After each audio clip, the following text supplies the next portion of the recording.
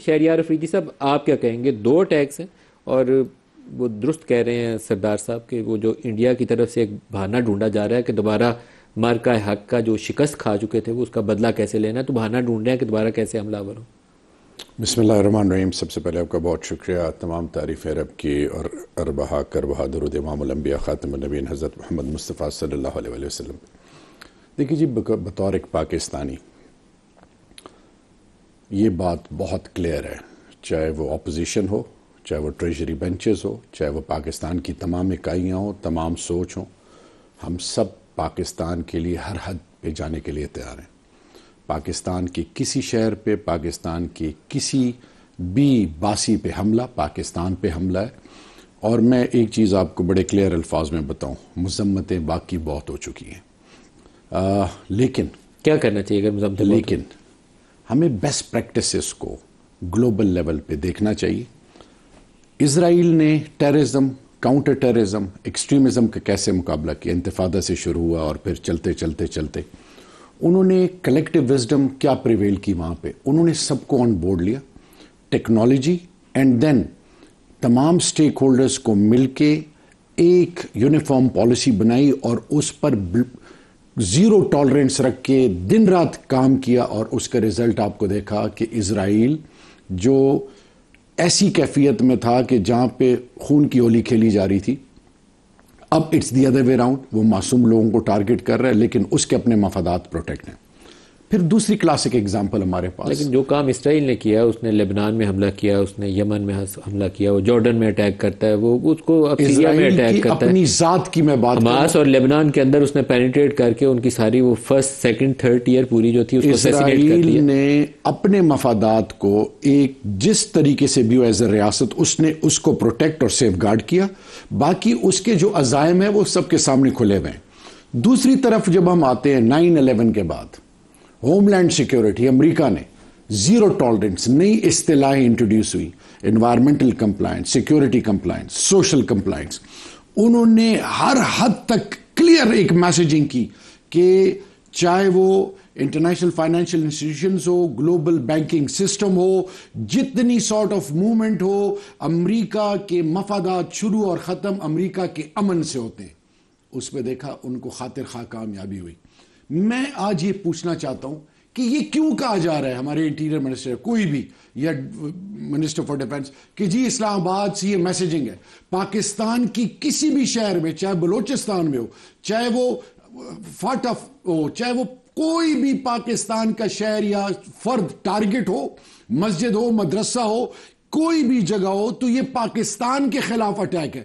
ہندوستان میں اور ہم میں فرق کیا ہے کہ وہ ان تمام چیزوں کو ملٹیپلائی کر کے گلوبل فورمز پہ ان پر ان کی میسیجنگ بڑی کلیئر ہے۔ ہم کنفیوز ڈسٹریکٹڈ رہتے ہیں۔ دس از دا ٹائم کہ ہم تمام سٹیک ہولڈرز ملے۔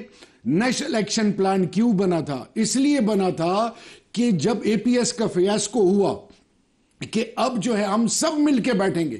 پی ٹی آئی 126 دن کا دھرنا چھوڑ کے ملی۔ 10 مئی سے پہلے عمران خان صاحب نے کیا میسیجنگ دیا کہ ہندوستان کے حوالے سے، اور جو ہمارے بارے میں ایک پرسپشن تھی سوشل میڈیا واریئرز، وہ فرسٹ لائن آف ڈیفنس بنے۔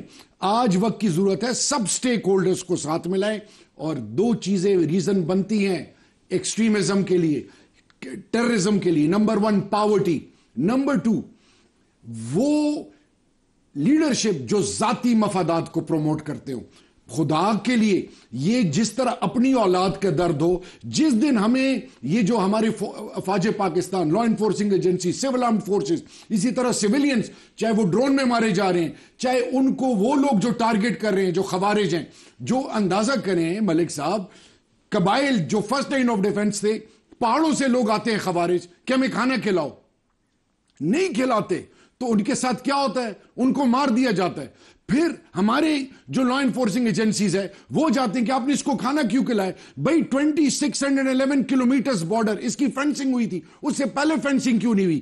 آپ نے پاکستان کے اندر رہتے ہوئے سب اکائیوں کو، سب سوچوں کو ساتھ لے کے چلیں، ان کے ساتھ ایک سٹرونگ بانڈ بنائیں۔ میرا ایمان اور یقین ہے کہ جس طرح خان صاحب کی سوچ ہے کہ جب آپ نے آپریشن کرنا ہے, کوئی کچھ کرنا ہے, آپ لوکل کمیونٹی کو آن بورڈ لیں, ان کے تھرو ان مسکرینٹس کا مقابلہ کریں. تو میں صرف اتنا کہنا چاہوں گا, پہلی چیز یونٹی ہے.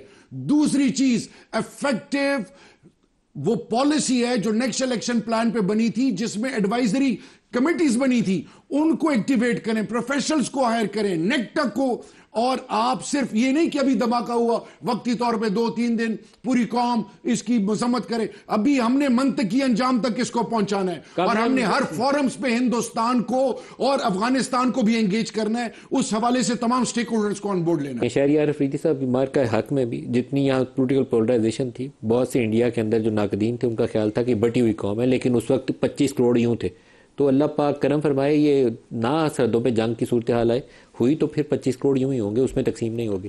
دیکھیے جی, میں ایک چیز آپ کو بتاتا چلوں, یہ اللہ کی کوئی خاص کرم نوازی ہے اس دھرتی ماں پہ, پاکستان پہ. جب بھی آزمائش آتی ہے, ناگانی آفت ہو, خدا نخواستہ یہ جو بھی ہم نے وٹنس کیا ویزاوی ہندوستان, یا جب بھی پاکستان کو خطرہ ہو کسی حوالے سے یا پاکستانی ہو, تو قوم جڑ جاتی ہے. میں صرف اتنا کہنا چاہوں گا کہ پاکستان پہ تو ہمارا سب کچھ, تن من دن سب کچھ قربان ہے. پاکستان ہے تو ہم سب ہیں. اب پاکستان کے مفادات میں پہلی پرائورٹی کیا چیز آتی ہے, وہ ہے امن. آج میں آپ کو یہ کہنا چاہوں گا کہ خدا کے لیے پالیسیز ریوزٹ کریں, چاہے بلوچستان ہو, چاہے سندھ ہو, خیبر پختونخوا ہو, پنجاب ہو, گلگت بلتستان, آزاد کشمیر, اسلام آباد ٹیریٹری. آپ کے وہ تمام جینین سٹیک ہولڈرز جو کہ بالکل ولنریبل ہیں, جو میں پولیس کی بات کر رہا ہوں, ان کو ایکوپ کریں, ان پر کام کریں, ان کی کیپیسٹی بلڈنگ کریں, ان کو ٹیکنالوجی دیں, ان کو تگڑا کریں. وہ قربانیاں دے رہے ہیں, مانگ کچھ بھی نہیں رہے. ماؤں کو سلام ہے. صرف میں ہم ہر وقت فوج کی طرف دیکھیں گے, that is point 1 of mind. خدا کے لیے اپنی پالیسی اور پولیٹیکل لیڈرشپ, اوپینین لیڈرز کو, ہر سوچ, ہر مکتب فکر کو گلے لگائیں. ابھی آپ نے سنا, یہ ایک کلاسک نیپولین کی بھی ایک سٹیٹمنٹ, ایک کوٹیشن ہے. اسی طرح دنیا کے جتنے ٹاپ نوچ جرنلز ہیں, ایک چیز پہ کنسنسس ہے کہ جنگیں فوجیں نہیں لڑتی, جنگیں قومیں لڑتی ہیں. اور جب قومیں ایک عہد ارادہ کر لیں تو دنیا کی کوئی طاقت ان کو شکست نہیں دے سکتی. آج میں یہ کہنا چاہوں گا, بار بار میں ایمفیسائز کر رہا ہوں, خدا کے لیے پاکستان کی تمام اکائیوں کو, تمام سوچوں کو اعتماد میں لیں, ان کو گلے لگائیں. وہ جو اپنی ذات کے مفاد کے لیے کچھ پیسوں کے لیے ایمان بیچتے ہیں, وہ اگر آپ ان کے ساتھ بات کریں گے, اینڈ ریزلٹ ڈیزاسٹر ہے. میں صرف جتنی بھی لیفٹ رائٹ سینٹر سوچوں, پولیٹیکل پارٹیز, ریلیجیس اپروچ رکھنے والے, سب کو انگیج کریں, ٹریڈیشنز پہ کمپرومائز نہ کریں. جرگا سسٹم ویزا وی افغانستان, قبائل کو آن بورڈ لیں, ان کو ان کے تھرو ریچ آؤٹ کریں, خیبر پختونخوا کو انگیج کریں, اس کی چیف منسٹر, اس کی اسمبلی, اسی طرح بلوچستان کے تمام سٹیک ہولڈرز.